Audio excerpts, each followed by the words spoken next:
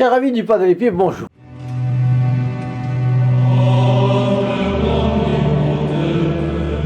Je vous propose de survoler une série de commentaires qui m'ont été envoyés à propos des 4 dernières vidéos. Prenons, si vous le voulez bien, les plus caractéristiques ainsi qu'une ou deux objections, parce que les objections sont précieuses. Elles permettent d'expliciter un principe ou de voir, quand deux principes peuvent s'appliquer, quel est celui qui prévaut sur l'autre. Vous savez que les jésuites se sont fait une spécialité de la casuistique.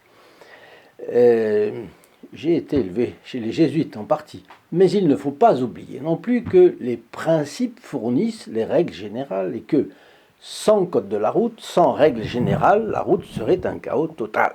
Donc il ne faut pas, sous prétexte de respect de la personne, ruiner les principes, ce qui, hélas, se fait habituellement de nos jours, parfois avec les condamnés par la justice, relâchés et ensuite récidivistes. Bien. La règle que Dieu a donnée en matière de respect de la vie d'autrui, c'est « tu ne tueras pas », par exemple. Interdiction absolue. Seule la légitime défense de soi ou d'autrui peuvent faire exception. Une nation attaquée a le droit de se défendre, je pense à l'Alsace, à la Lorraine, en 1914-18, c'était un morceau du territoire français, et combien de Français ont donné leur vie pour les récupérer. Alors parlant de défense, pour défendre la cause du Pas de l'Épée, savez-vous qui est en première ligne? C'est vous. C'est vous parce que vous êtes aux avant-postes pour que notre chaîne progresse. Vous recevez ces vidéos un peu partout. 113 000 personnes éparpillées un peu partout. Or, vous êtes les mieux placés pour faire se ramifier cet ensemble de personnes. Vous connaissez les portes où frapper, pas pour les ouvrir de force, non, mais pour envoyer afin de proposer. Et nous voici au mois de novembre. Un gros mois encore et nous serons à Noël. Quel cadeau de naissance pourriez-vous faire à l'enfant Jésus et à sa Sainte Mère pour faire agrandir le cercle des relations et amis du Pas de l'Épée? Alors faisons un effort, si vous voulez, pour arriver à Noël en faisant à notre Seigneur Jésus-Christ le cadeau d'avoir encore fait grandir notre chaîne. Commençons par un fioletti rapide du Pas de l'Épée. Un jour, un demi-pénitent assez athée au demeurant a dit au Pas de l'Épée, Padre, je ne crois pas à l'enfer. Et qu'est-ce que le Pas de l'Épée lui a répondu? Tu y croiras quand tu y seras. Ce qui a fait beaucoup réfléchir le bonhomme qui est ensuite revenu un autre jour en vrai pénitent. Alors voyons nos commentaires d'aujourd'hui. Je commence par Agnès, à laquelle j'ai emprunté le titre de notre vidéo d'aujourd'hui. Et elle dit « Oui, l'enfer est certainement le dogme le plus redoutable. Il faut beaucoup prier et recevoir les sacrements pendant notre vie et rester humble. Je note que cette jeune femme n'a extérieurement pas mené une mauvaise vie, mais dans son cœur, elle était égoïste et hypocrite, très axée sur la bienséance, les apparences. À quoi sert de se confesser et de communier si c'est juste pour la forme? Dieu seul sonde en profondeur les cœurs et les reins. Elle était également de mauvaise foi, malheureusement, ne voulant pas écouter les conseils de son ami qui aurait pu troubler sa petite vie bien organisée. Peut-être qu'à sa mort subite, si elle avait crié « Jésus !» avec amour, elle serait allée au purgatoire. Le seul nom de Jésus est une prière. Que Dieu nous préserve de l'enfer, ce lieu où il ne sera jamais aimé. Béatrice, c'est après avoir écouté et réécouté toute la série en entier que, par contraste avec le commentaire mentionné de la première vidéo, ce commentaire était « Oh, parler du dame en enfer, quelle horreur et quelle légèreté, je ne la regarderai jamais !» Alors, par contraste, j'écris ceci. Cela ressemble à Pinocchio qui se rend compte que des oreilles et une queue d'âne lui ont poussé. Voilà la jeunesse d'aujourd'hui, notamment celle des 25-30 ans, qui se conduisent comme des ados attardés. Les plaisirs sont à la mode. Les gens disent les plaisirs, ben quoi, c'est de son âge. Ça passera. Les modes attirent plus que la vérité éternelle. Je n'ose pas penser que l'on a touché aujourd'hui le fond, parce que je vois des bandes de jeunes, et les filles en bande sont pires que les garçons, nous dit cet ami. Les familles monoparentales n'arrangent rien, et le mensonge de la société peut bien prendre l'ascenseur, il les court sur pattes. Alors il y a urgence, on est tous dans le même bateau, inutile de chercher à qui la faute est de tous. Prenons tout ceci au sérieux. Notre-Dame de Fatima n'a pas hésité à montrer l'enfer aux 3 petits voyants. Il faut beaucoup prier. Et je suis d'accord avec elle, il faut beaucoup prier et beaucoup agir. Parce que notre Seigneur dans l'Évangile nous dit « Veillez et priez ». Priez sans doute et veillez. Et veiller aujourd'hui, c'est agir, bien entendu. Et partager. Alors Mariette Eagle, Eddie et la plupart des commentaires remercient la chaîne d'avoir étudié ce manuscrit de l'enfer. Et tout en disant « Mariette, j'en ai littéralement frissonné, tellement c'est horrible. Eagle, ça fait froid dans le dos. Eddie, terrible cette lettre de l'enfer où l'on ressent très fort cette addiction ou cette identification au mal. L'âme se trouve dans l'impossibilité de demander la miséricorde divine. C'est atroce. Lynn dit ceci. Merci beaucoup pour cette lecture. C'est effrayant et tellement triste pour les âmes qui ont rejeté Dieu. C'est invraisemblable d'y penser avec notre nature humaine si petite et limitée. Marcel Pierre. C'est pour ma part la meilleure de toutes vos émissions. C'est en tout point ce que je ne cesse d'expliquer à ma famille et mes amis, sans succès malheureusement. J'ai partagé une fois de plus cette vidéo dans l'espoir qu'ils auront le courage de la regarder jusqu'à son terme. Alors vous voyez, on est tous effrayés par la chose. Mais tout le monde remercie en fait cette âme, l'âme de cette religieuse, qui a transmis le message de cette âme du purgatoire, de l'enfer. Jacques Flash est un pseudonyme, bien sûr. Si je comprends bien, il doit y avoir 99,99% de l'humanité en enfer. Et la miséricorde divine, qu'en faites-vous? Vous commencez joyeusement par verser dans l'intégrisme. C'est à se demander si ce récit n'a pas été soufflé par le diable lui-même afin de désespérer la majorité des auditeurs quant à leur salut. Alors Jacques Flash n'est pas gentil avec notre chaîne, où il croit trouver un ferment d'intégrisme. Mais comme chacun sait, ce qui est affirmé gratuitement peut être rejeté gratuitement, et donc je passe sur ça. Il soulève ensuite une question plus grave. Ce manuscrit de l'enfer serait soufflé par le démon pour que les âmes désespèrent de leur salut. Là aussi, c'est affirmé gratuitement. C'est surtout contredit par l'apostolat qu'ont fait et notre Seigneur Jésus-Christ dans l'Évangile et la Sainte Vierge Marie à Fatima, en montrant les âmes par milliers qui tombaient en enfer, aux 3 pastoraux. Non, Jacques Flash, ne montez pas sur vos grands chevaux et raisonnons calmement. J'ai cité les références de l'Ancien et du Nouveau Testament pour qu'aucun doute ne plane sur la question, justement. Et quand vous prenez les catéchismes véritables de l'Église catholique, qui n'ont pas été traficotés, eh bien, vous y voyez que l'enfer est un dogme de foi, c'est-à-dire où on y croit, et on est catholique, ou on n'y croit pas, et on n'est pas catholique.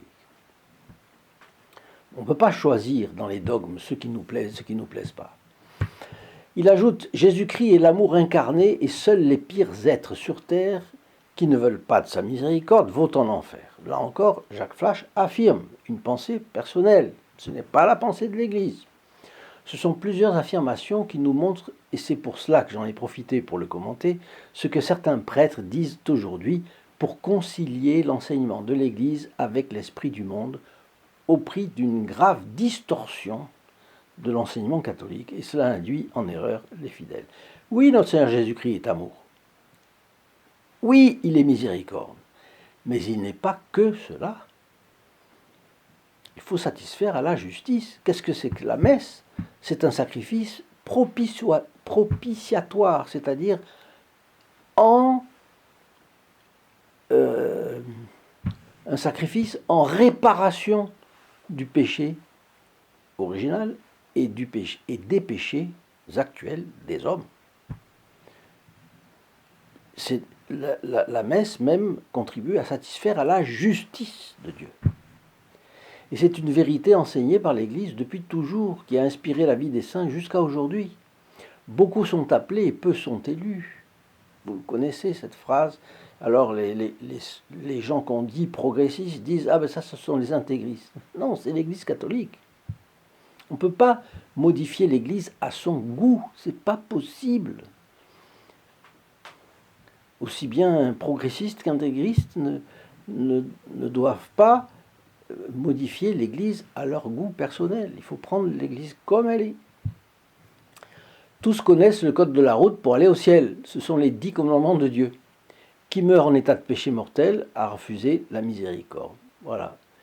Et les 10 commandements. Inutile de dire que les gens ne savaient pas, tout le monde savait, puisque les 10 commandements de Dieu, au moins les 7 derniers, c'est la loi naturelle. Et c'est inscrit dans la conscience de chaque homme, qui pêche contre sa conscience. Et la loi naturelle pêche contre Dieu. Personne ne doute qu'il ne faut pas voler, qu'il ne faut pas tuer, qu'il ne faut pas convoiter la femme d'autrui, la propriété d'autrui, et ainsi de suite.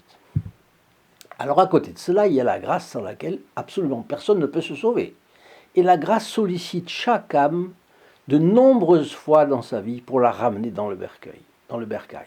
Dieu est juste, il ne laisse personne au bord du chemin, il ne laisse personne se perdre dans un buisson d'épines, sauf celui qui se ferme à la grâce, comme on l'a vu avec Anita, qui a été condamnée à l'enfer pour cela. Eddie a d'ailleurs répondu à sa façon à Jacques Flash. Il dit « Merci pour ces 4 vidéos. Beaucoup de personnes se réfugient dans le fait que Dieu est miséricordieux, donc pas de souci à avoir. Dieu nous pardonnera et nous serons sauvés. Dieu est, bien sûr, miséricordieux. C'est tout à fait juste, mais à condition de recourir à la miséricorde et de la prendre au sérieux. Finalement, ce monde cherche un faux Dieu, un Dieu de self-service, un Dieu à la demande. On parle toujours du meurtre, du vol, des graves péchés de la chair, mais on parle très peu du péché qui consiste à écarter Dieu ou de lui conférer un rôle mineur, tout en justifiant au moyen d'un angélisme diabolique.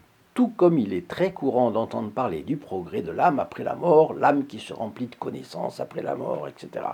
Bref, sous un aspect pieux et de bonne foi, ces personnes succombent aux arguments du diable dans le paradis terrestre où il a tenté l'homme, non par le meurtre, le vol ou la sexualité, mais en lui faisant miroiter qu'il serait comme Dieu. Je comprends de plus en plus la vision des voyants de Fatima qui ont observé la chute des âmes en enfer, aussi nombreux que des flocons de neige. Oui, ça c'est Jacinthe, qui a eu une révélation particulière. Elle était toute petite, très petite, la plus jeune des 3 voyants, mais elle a eu des révélations particulières en plus du message de Fatima. Et Notre-Dame lui a montré les âmes qui tombaient en enfer, aussi nombreux que les flocons de neige dans une tempête l'hiver. Alors, c'est très expressif. Vercors. J'aime beaucoup vos vidéos et je les suis très régulièrement. Une question cependant, quelle preuve avez-vous que cette histoire est vraie et n'a pas été inventée? En théorie, elle aurait pu être inventée, c'est mon avis. Elle aurait pu être, puisqu'il n'y a pas de témoin. Mais vous savez que lorsqu'ils n'ont pas de preuves, les juges recourent à ce qu'on appelle des commencements de preuves et à un faisceau de preuves. Et ici, nous avons plusieurs. D'abord, l'autorité ecclésiastique. Il y a eu une étude théologique par un très bon théologien entre 1937 et 1953. Ensuite, il y a eu l'imprimature de l'évêque à une époque où on ne rigolait pas. Aujourd'hui, on rigole, mais à l'époque, on ne rigolait pas sur ces choses-là. Et si l'évêque s'engageait, c'était qu'il avait étudié à fond la chose. Donc, première chose, l'autorité ecclésiastique. Il n'aurait pas donné l'imprimature à une chose inventée, ou qui ne correspondrait pas à la doctrine de l'Église dans quelque chose. Deuxièmement, la précision de la description. C'est tellement bien décrit que la pauvre religieuse n'aurait pas pu inventer une chose pareille. C'est impossible. On a trouvé les feuillets, et en plus de ça, on n'a pas fait la publicité. C'était pas fait pour une publicité. Elle l'avait écrit pour elle-même, pour garder la chose Donc je ne pense pas que ça tienne debout l'histoire de l'invention. Troisièmement, coïncidence avec la doctrine catholique jusque dans les plus petits détails. La doctrine catholique s'exprime dans cette lettre. Et 4, le bien que cela fait aux âmes, parce qu'on juge un arbre à ses fruits, et il se trouve que cela fait un bien énorme aux âmes. Donc, j'y crois foncièrement. Alors, sauf élément contraire qui viendrait demain nous dire non, c'est contraire à la foi, à la morale catholique, mais non, ça a été déjà étudié. Donc, Fabelia qui nous dit « Merci beaucoup de nous lire cette lettre si terrifiante. J'avais entendu un récit de Sainte Brigitte sur une vision qu'elle avait eue d'une âme en enfer. Quelle concordance avec ce témoignage !» Bon, voilà, ça c'est une autre chose. Cette religieuse a eu donc cette vision en rêve, disons comme ça. Mais Sainte Brigitte en a eu. Et puis il y a eu énormément de saints qui ont vu qu'est-ce que c'était que l'enfer et qu'est-ce que c'était que le purgatoire. Ça coïncide. On ne peut pas dire que c'est une invention. Ou alors on prendra autre chose, on prendra Sainte Catherine, j'ai oublié, une Sainte Catherine, même chose, Sainte Brigitte, même chose, et ainsi de suite. Et aujourd'hui, certains prêtres essayent de nous faire croire que l'enfer est vide et que le diable n'existe pas. Quand j'entends ce récit, je m'attriste pour tous ceux qui pourraient croire qu'ils ne risquent rien. Mais surtout, comme le disent plusieurs personnes en commentaire, Saint Padre Pie, venez en aide à nos enfants qui ne croient plus, à qui on a tellement bouleversé les repères qu'ils ne savent même plus que nous avons un Seigneur qui nous aime, que nous avons le meilleur des pères. Aidez-nous, Padre Pie, à ramener nos enfants au Seigneur. André. Je découvre la religion catholique ici plus qu'à l'église. Merci de vos vidéos, que Dieu vous protège. Alors je commente ceci. Je comprends qu'André trouve ici la doctrine catholique plus que dans la paroisse qu'elle fréquente habituellement, parce que les sermons sont la plupart du temps aujourd'hui une paraphrase d'un passage de l'évangile qui a été lu avant, celui du jour. Mais une paraphrase ne sera jamais à la hauteur de l'original qui est Jésus-Christ lui-même. Comment peut-on penser faire une paraphrase de notre Seigneur Jésus-Christ où il n'y a pas une virgule en trop ou en moins? Le sermon, en fait, devrait être une application de la doctrine catholique. Et à ce moment-là, vous trouveriez la doctrine catholique à l'Église. C'est-à-dire des principes qui ne changent pas, qui permettent d'élever correctement les enfants, de se diriger de manière certaine dans sa vie. Malheureusement, depuis bien des années, il y a une carence à ce niveau. Mais attention, la religion catholique dont vous trouvez une expression ici, et vous dites que vous trouvez l'église plus ici qu'à la paroisse, attention, ce que vous trouvez ici provient de l'église catholique, point. C'est l'église avec un grand E. Rappelons que l'église est impérissable. Malgré les apparences que demain nous pourrions voir, si Dieu permet des épreuves pires que celles que nous avons aujourd'hui, ce sera toujours l'Église, parce que notre Seigneur Jésus-Christ lui a promis d'être debout jusqu'à la fin du monde, et même au-delà, car l'Église triomphante sera éternelle. L'Église militante, nous, sur terre, finira à la fin du monde. L'Église souffrante au purgatoire finira aussi, puisque ceux qui seront au purgatoire à la fin du monde iront au ciel. Seule restera l'Église triomphante. De tous les saints, elle sera éternelle. Alors je me répète parce que cela ne sera jamais assez dit et répété, l'Église est la jeune fille de l'Écriture, dont parle l'Écriture, l'Ancien Testament. Vierge, sans tache, ni ride. Et si des ecclésiastiques la fardent et la peignent aujourd'hui comme une femme fatale, ce n'est qu'une illusion, ce n'est qu'un phare, et vous la reverrez belle et resplendissante, malgré tous les avatars que le démon aura imaginés contre elle.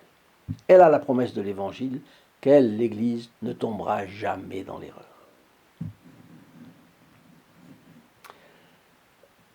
Le prochain commentaire concernant l'innocence des jeunes. Je travaille depuis peu dans un lycée public comme surveillant et je constate avec désarroi combien cette génération est victime de la méconnaissance de Dieu, mais surtout totalement livrée aux effets de la pornographie la plus crue. Quelle tristesse, quel désastre! Comment seront-ils accueillis eux qui sont abreuvés d'horreur, j'ai peur pour leurs âmes. Anne Dominique. Dieu doit retrouver sa place dans tous les foyers pour y apporter la paix, la stabilité et la joie. Autrefois, on priait ensemble.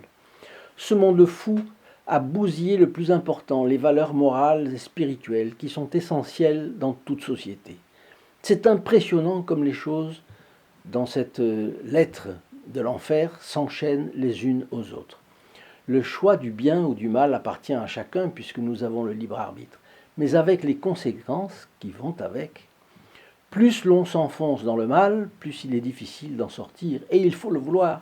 Si nous voulons éviter le pire, choisissons toujours le bien, et la divine providence pourvoira au nécessaire dans les moments d'épreuve et de souffrance. Le combat est nécessaire pour arriver à la victoire. Oui, exactement.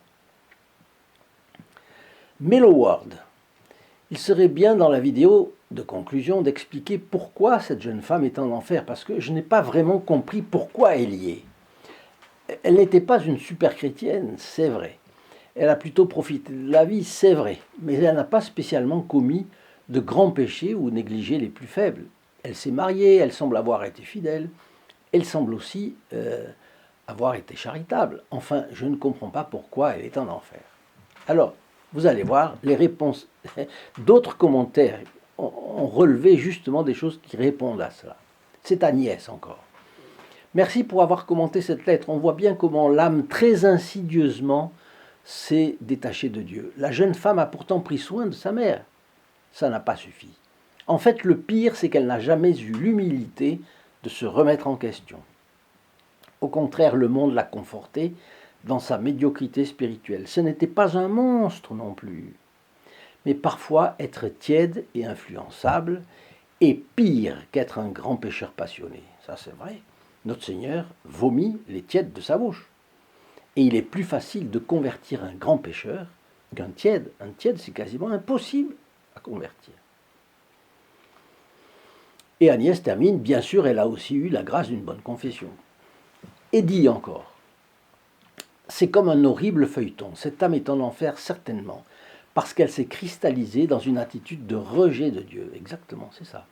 L'amertume est palpable, et l'amertume est un chemin vers l'enfer. Une fois de plus, on se rend compte que sans la grâce divine, nous ne pouvons rien. Nous ne sommes rien. Et plus nous avançons en âge et en expérience, plus on se rend compte que nous sommes insignifiants. Quand j'étais jeune, je connaissais un médecin homéopathe qui allait sur ses 80 ans et qui m'a dit un jour « Je suis connu dans le monde entier, j'ai écrit des livres qui font référence. » Et tu vois, plus j'avance en âge et en pratique, et plus j'apprends chaque jour, plus j'ai l'impression de ne rien connaître. Il doit en être de même pour la pratique spirituelle religieuse. Que le bon Padre Pio nous garde tous sur la voie droite qui conduit au ciel. Lynn. En fait, j'ai malheureusement l'impression que beaucoup de gens autour de moi ont un mode de vie et des pensées similaires à cette jeune fille. Oui, bien sûr, mais la plupart. Profiter de la vie sans se poser de questions. Pour ma part, j'ai malheureusement commis ce genre de faute durant mon adolescence et une bonne partie de ma vie d'adulte, jusqu'à ce que le Seigneur vienne à moi alors que je vivais une très grande souffrance. Ça a été une grâce formidable. C'est moi qui commente, mais c'est fantastique. Une grâce pour quelqu'un, ça réjouit le cœur de tout le monde. Une souffrance très présente dans notre société qui est menée par des idéologies sataniques. Je ne sais pas pourquoi et comment, mais j'ai été touché par sa grâce et j'ai commencé à dire « Oui Seigneur, je veux te suivre ». Une grâce fantastique. Notre-Dame nous enseigne à dire oui à chaque jour de notre vie et cela est un recommencement quotidien. La prière et le chapelet quotidien sont dorénavant le plus important pour moi. Cependant, je sais que les esprits mauvais sont constamment aux aguets pour corrompre les âmes. Brigitte. Cette dernière partie montre combien cette âme refusait la miséricorde de Dieu. Merci de me rappeler qu'il faut de la volonté pour sortir du péché, même le plus petit. C'est une lutte incessante. Votre œuvre est salutaire pour beaucoup. Et dit, la description chirurgicale du jugement est impressionnante, du jugement d'une âme, dans cette lettre de l'enfer. En fait, l'âme se juge elle-même face à la vérité. Je pense qu'il est bon de s'en remettre à la miséricorde divine le plus souvent possible et la demander. Ici-bas, notre âme ayant ainsi pris cette habitude, quand elle passera de l'autre côté, face à ses fautes, elle aura le réflexe d'implorer la miséricorde divine. Eh oui, exactement ça. Puisse le bon Padre Pio nous bénir et nous protéger. Liliane. Il y a 2 ans, je voulais prier plus intensément. Je voyais que la télé me prenait du temps. J'ai dû recevoir une grâce, car sans m'en rendre compte, j'ai arrêté net de la regarder. Et j'en suis ravi, car je vis dans la prière, ma vie est vraiment tournée vers Jésus et vers Marie, et le ciel m'aide désormais à cheminer pour aller plus loin dans ma foi. Par exemple, j'ai découvert vos vidéos il y a plusieurs semaines, et cette chaîne est vraiment un phare pour garder le cap et une sainte crainte de Dieu. Prions pour toutes ces âmes et pour la nôtre. Jean Jérôme. Ce sujet nous remet bien en place le but et les moyens à prendre durant notre vie, pourvu que cet enseignement divin dure en nous jusqu'à notre dernier souffle. Padre Pio, entendez notre prière et maintenez en nous cette grâce de la fidélité à Dieu par Marie et notre ange gardien. Daniel nous dit, à la télévision, nous voyons l'envers des commandements de Dieu. Oui, c'est ça. C'est un petit peu comme un négatif et un positif dans la photographie. On voit exactement l'inverse. Ibicus, je me trouve hautement concerné par cette vidéo. Je remercie Dieu de me l'envoyer. Oui, on est tous concernés. Martial, tout cela nous fait réfléchir profondément. Nous sommes ballottés par ce monde habillé de fausses lumières pour nous faire périr. Tels des moucherons attirés vers une toile invisible tendue par le malin, nous nous précipitons en nous bousculant pour avoir la première place dans la géhenne. Les valeurs sont complètement inversées. Seule la vraie foi peut nous sauver. Sommes-nous des chrétiens mous, vomis par le Seigneur, ou bien fermes dans la foi? Que le Saint Padre Pio nous fasse garder le cap. Agnès. Profiter de la vie, quelle expression débile. Ou penser souvent à nos fins dernières, il est sain de penser à la mort, car quand on est croyant, c'est juste penser qu'on va rencontrer le Dieu d'amour, créateur de tout. Cette Anita n'aimait tout simplement pas Dieu, il la gênait. D'où cette lente dégringolade intime de sa vie spirituelle. Son péché est bien enfoui, subtil, profond. Elle s'aime tellement elle-même, ainsi que sa douce vie mondaine, qu'il n'y a plus de place pour le reste, surtout s'il est invisible. Hélas, l'arbre est tombé du côté où il penchait. On ne perd pas la foi comme on attrape un rhume.